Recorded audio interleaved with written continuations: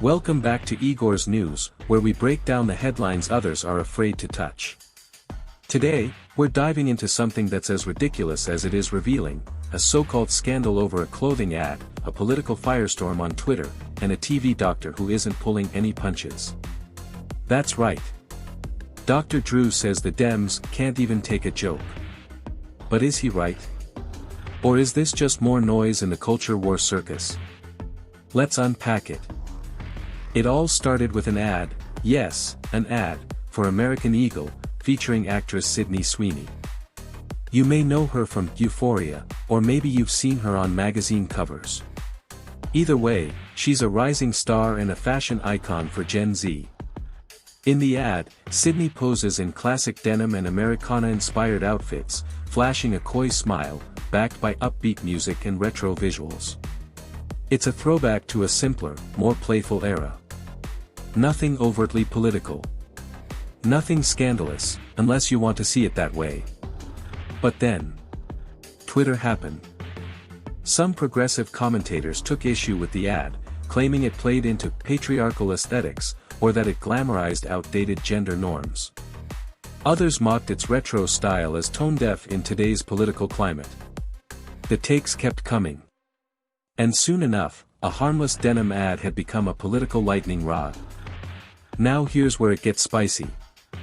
On the Ingram angle, Dr. Drew Pinsky, yes, the celebrity doctor known for decades of medical and pop culture commentary, decided he had had enough. Dems can't even take a joke, he said bluntly, referring to the uproar over the ad. It's a commercial, he continued. It's light-hearted. This is what advertising is supposed to do, evoke a feeling. If you're getting triggered by that, maybe you need to ask yourself why. It wasn't just a throwaway comment. Dr. Drew took the outrage as a symptom of something deeper, a kind of cultural hypersensitivity that's turning even fashion ads into political battlegrounds. And that's what we're here to explore. Let's zoom out. Why are we even arguing about this? Why does a clothing ad become political news? Because in today's polarized world, everything is political. Your favorite movie? Political. A joke on late-night TV? Political. What you wear to the gym? Political. Even your lunch choices, political, apparently. It's not just about opinions anymore. It's about what side you're on. And the faster people can assign you to a tribe, the quicker they can cancel, or defend, you. In this case, the ad was innocent. But to some, Sydney Sweeney's styling invoked traditional femininity, and that was enough to set off alarm bells. But here's the catch. Not everything needs to be a fight. Not every aesthetic is a message. Not every message is an attack. Let's be honest. Outrage isn't new. But what is new is the speed and volume at which it spreads. Thanks to platforms like X, formerly Twitter, a single opinion can snowball into a controversy. And when that happens, public figures feel forced to take sides, even if the original issue is completely manufactured. Here's the problem. The loudest voices don't always represent the majority. In fact, studies show that most Americans, whether left or right, don't want everything politicized. They just want to live their lives without walking on eggshells. So who decides what's problematic? Who gave keyboard warriors the authority to cancel a pair of jeans because they look too vintage? This is the heart of Dr. Drew's criticism. If we treat every cultural moment like a crisis, we eventually lose our ability to distinguish between real issues and imagined ones.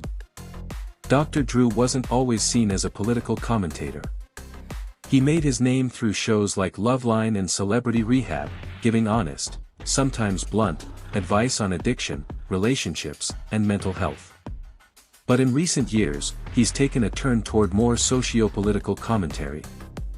He's spoken out about the dangers of online mobs, the rise of cancel culture, and what he calls mass psychosis driven by social media outrage.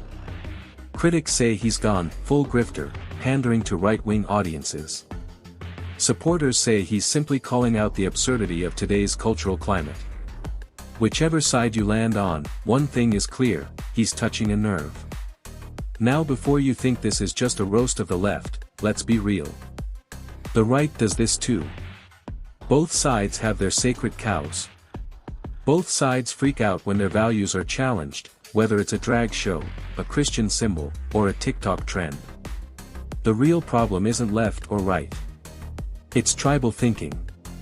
It's the inability to laugh, to shrug things off, or to say, you know what, this just isn't for me, and that's okay. Imagine a world where we just saw the American Eagle ad, shrugged, and moved on with our day.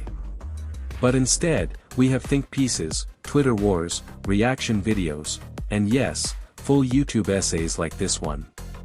Yeah, I know the irony. There's a reason this matters more than it seems. When trivial issues dominate the discourse, real issues get ignored. While people argued about Sydney Sweeney's denim, other headlines flew by, about the economy, global conflict, digital surveillance, and public health. And that's by design. Outrage is profitable. Engagement equals money. And nothing gets engagement like a good culture war skirmish. As Dr. Drew pointed out, when outrage becomes a reflex, we stop thinking critically. We become addicted to outrage the way some people are addicted to sugar or alcohol. It gives us a hit, a rush, a false sense of moral superiority. But it leaves us intellectually empty.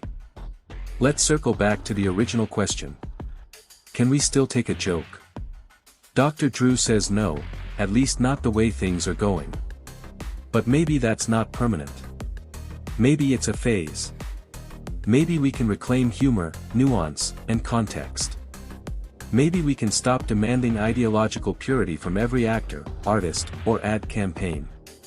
It starts with each of us asking, do I need to be offended? Is this really worth the outrage? Or am I just reacting because the algorithm told me to? If you've made it this far, thank you. You're the reason we do what we do here at IGOR'S News, deep dives into stories the mainstream either misrepresents or completely ignores. If you believe in free speech, open debate, and not taking yourself too seriously, hit that like button. Subscribe. Share this with someone who still knows how to laugh. Let's bring sanity back to the discourse, one joke at a time. This is IGOR'S News, see you next time.